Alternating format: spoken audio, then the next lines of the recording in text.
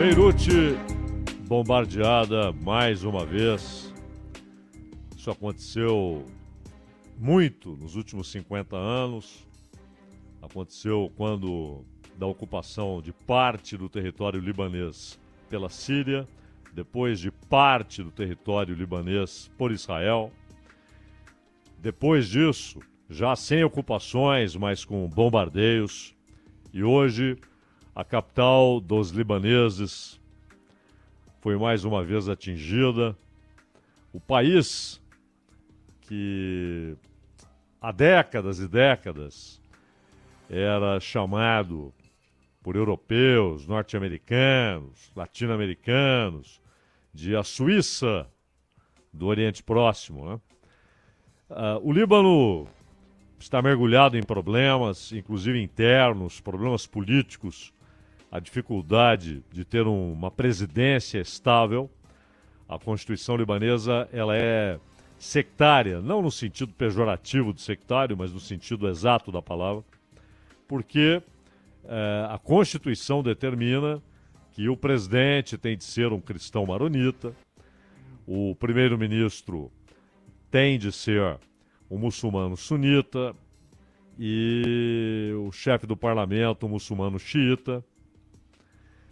Mas o Líbano, devastado por essas ocupações e sem um exército bem equipado, bem treinado, o Líbano tem sido, nas últimas décadas, vítima de ataques de todos os lados.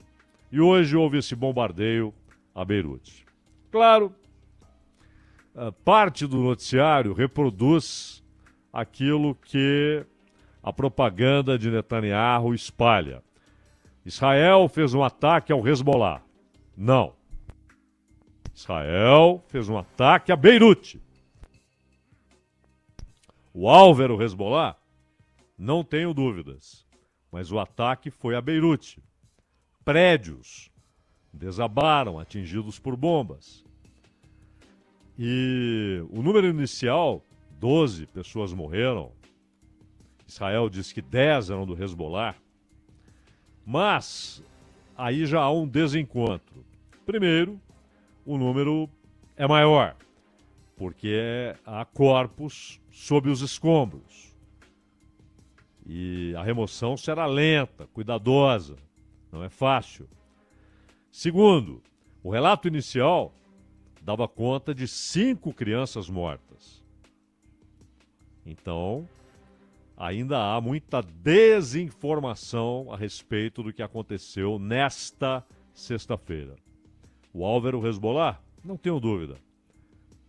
Mas não foi um ataque ao Hezbollah.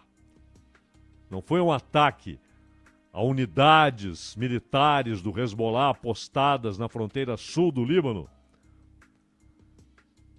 diante da fronteira norte de Israel. Foi um ataque a Beirute e que atingiu a população de Beirute, atingiu civis. É claro que é apenas mais um elemento no intrincado e complexo jogo na região mais complexa do planeta. Inclusive, a população de Gaza, porque não são apenas bombardeios, há um deslocamento considerável de tropas de Israel para o norte, ou seja, em direção à fronteira com o Líbano. E aí, a imprensa começa a olhar para a fronteira entre Israel e Líbano. É natural. O que a população de Gaza está dizendo, e hoje, inclusive, ela lançou esse apelo, não esqueçam o que está acontecendo em Gaza, onde 41 mil mortos foram contados. E dezenas morrem por dia. Logo, logo chegaremos a 42 mil mortos. Cerca de, esse número é muito impreciso, 12 mil crianças morreram em Gaza, em ações diretas. Ninguém está falando daqui morreu de fome, daqui morreu porque não havia atendimento hospitalar adequado, daqui morreu porque foi passar por uma cirurgia, não havia anestesia no hospital e ela não suportou, ou porque foi contaminada por água insalobra, já que os equipamentos de purificação de água há muito faltam na faixa de Gaza. Mas aqueles que foram contados só entre os atingidos diretamente ou por tiros ou por bombas. Cerca de 12 mil crianças na faixa de Gaza. Paralelamente a tudo isso, a tensão entre Israel e o Irã é obviamente crescente. O Irã tem evitado uma resposta militar porque sabe que se ele atacar Israel, os Estados Unidos entrarão diretamente no confronto e usarão a situação para fazerem aquilo que desejam há muito tempo: um ataque contra o Irã. Há muito tempo, os Estados Unidos cultivam essa ideia, esperam a oportunidade. Embora, na maioria das vezes, os Estados Unidos decidam agir sem que seja a oportunidade propícia ou com alguma justificativa diplomática. Atacam e pronto. Atacar o Irã para os Estados Unidos não seria difícil, desde que fosse apenas isso: ataque. Ocupar o Irã é outra história. O Irã é um país grande, tem cerca de 90 milhões de habitantes. E uma ocupação prolongada provocaria movimentos guerrilheiros bem armados, bem equipados, bem treinados. E se os Estados Unidos, depois de 20 anos no Afeganistão, tudo que conseguiram ao final de 20 anos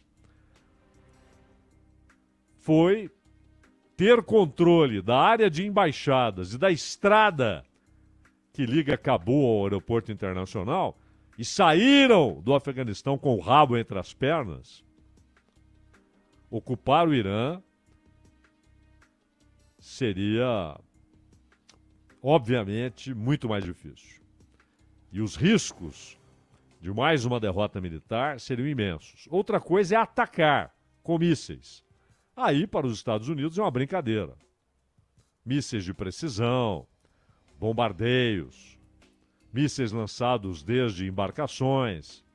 Moleza. E eles ainda têm uma base considerável no Catar. É a maior base militar dos Estados Unidos na região. Mas vem perguntas mais complexas. Além do risco de um confronto maior, envolvendo mais países, há perguntas cujas respostas até aqui são ou insatisfatórias, ou cínicas, ou utópicas. O que vai ser da faixa de Gaza quando, em algum momento, Israel declarar que a operação militar está encerrada?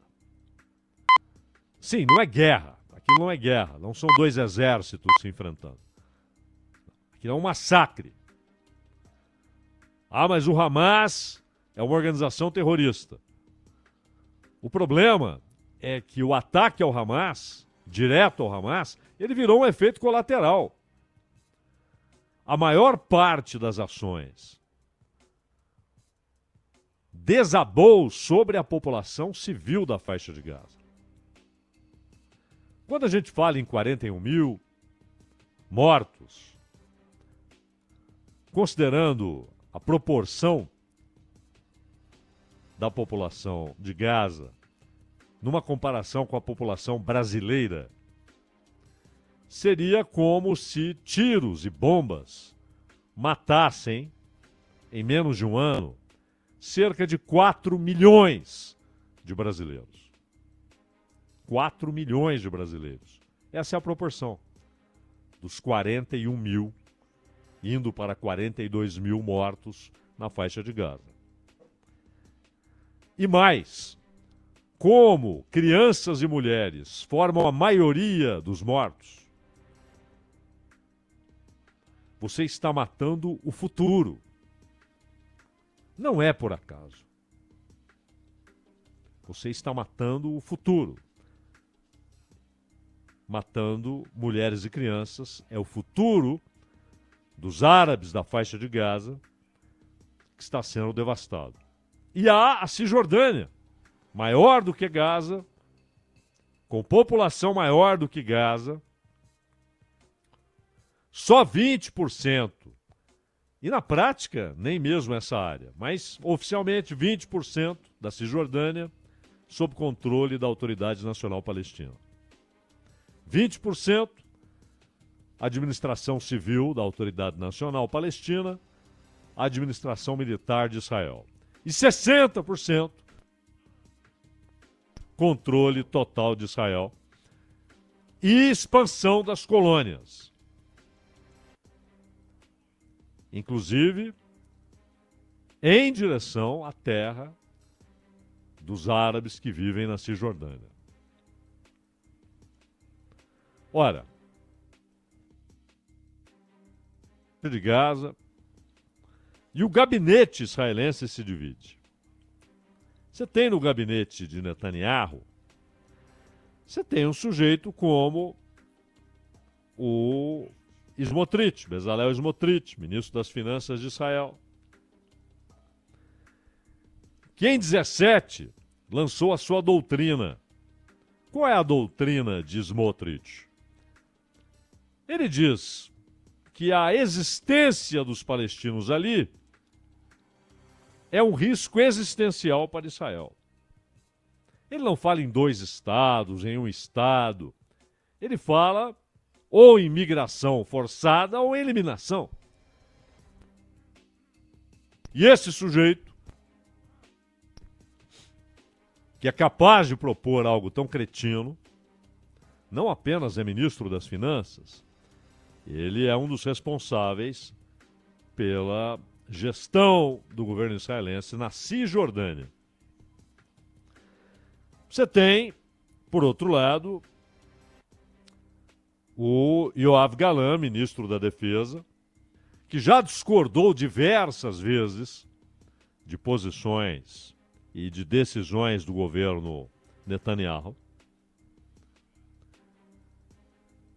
Não gosta da ideia de Israel controlar a faixa de Gaza depois da operação militar, mas pode ser substituído, já que o Netanyahu tem conversado com o extremista Gideon Saar, que defende ações militares extremas em Gaza, no Líbano e contra o Irã.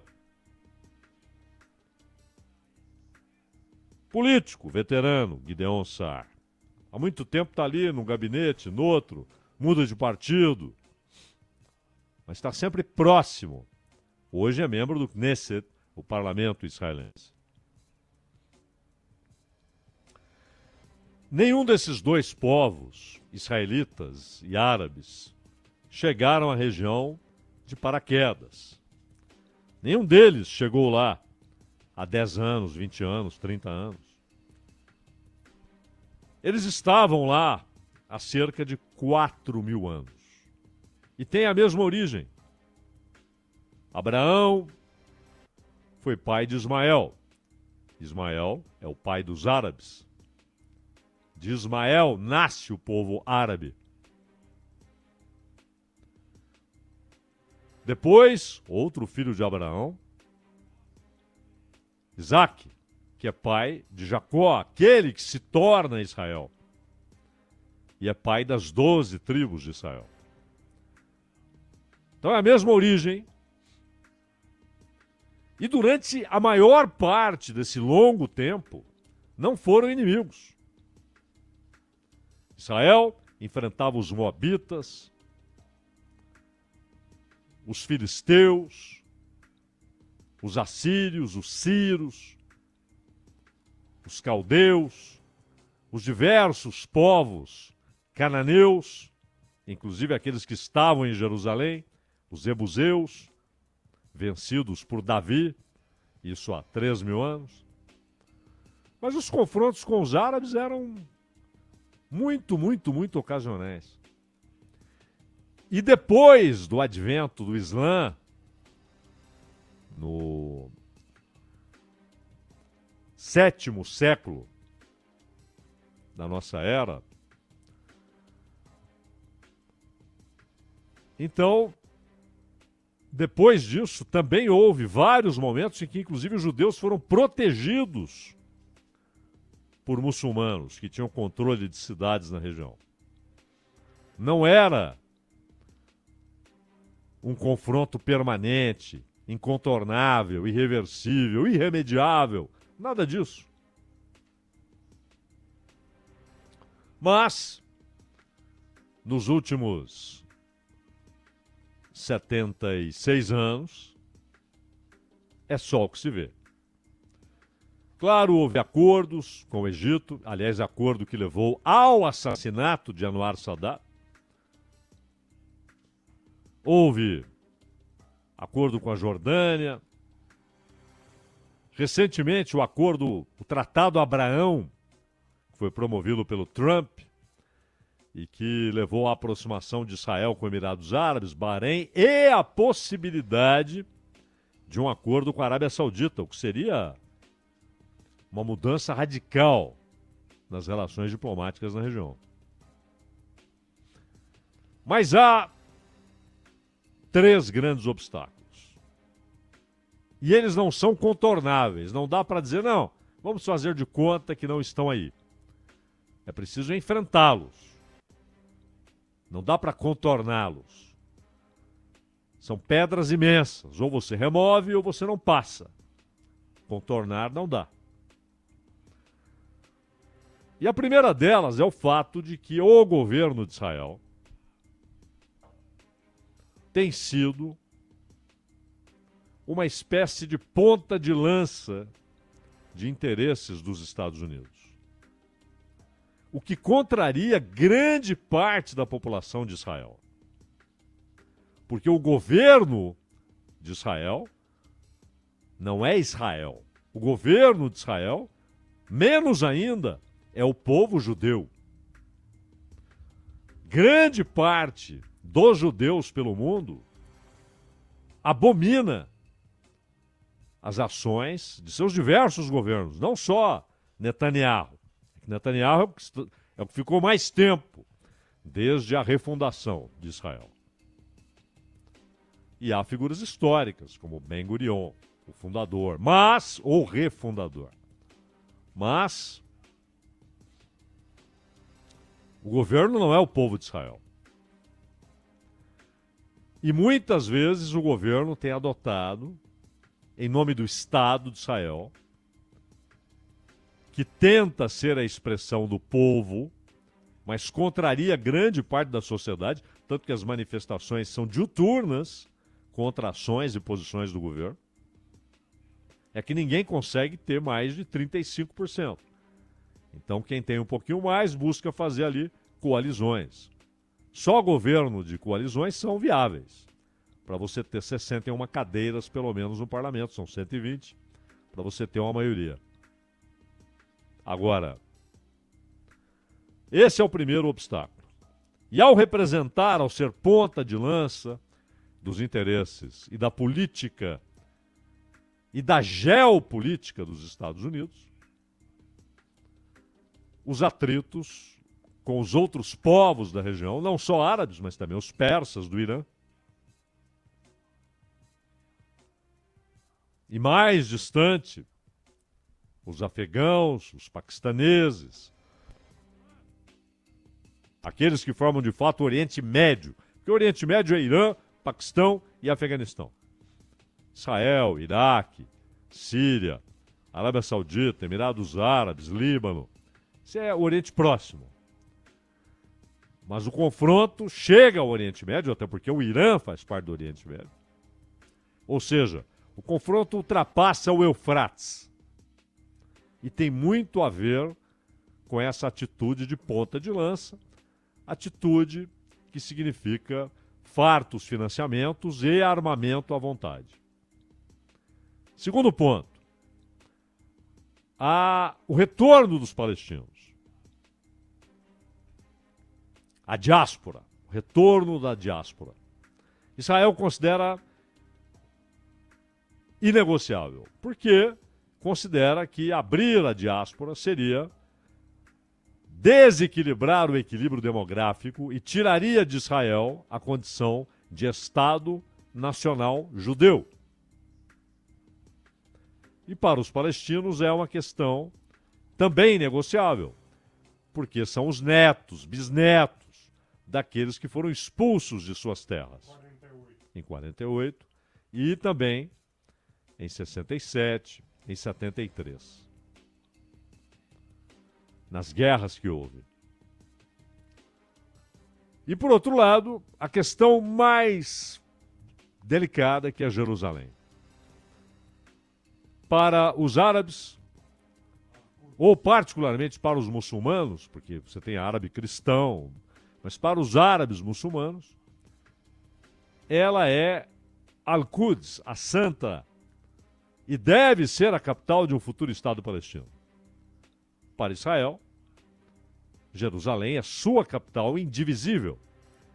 Não é só a parte ocidental, a nova Jerusalém, mas principalmente a Jerusalém bíblica, a Jerusalém oriental, a antiga Jerusalém. Isso é inegociável para os dois lados. E aí, isso nos leva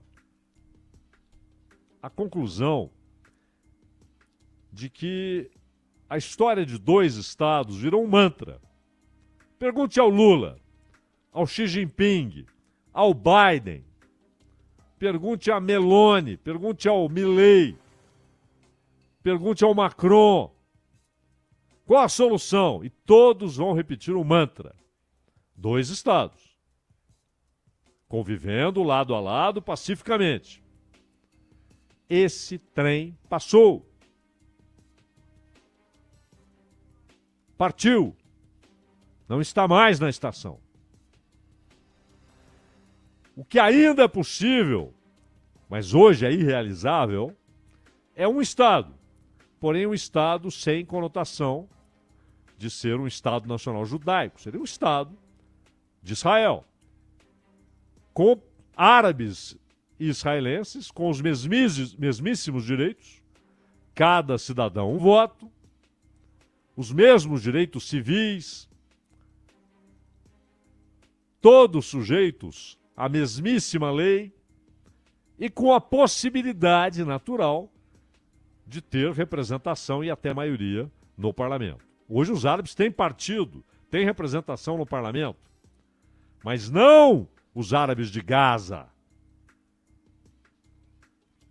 Esses são exilados em sua própria terra.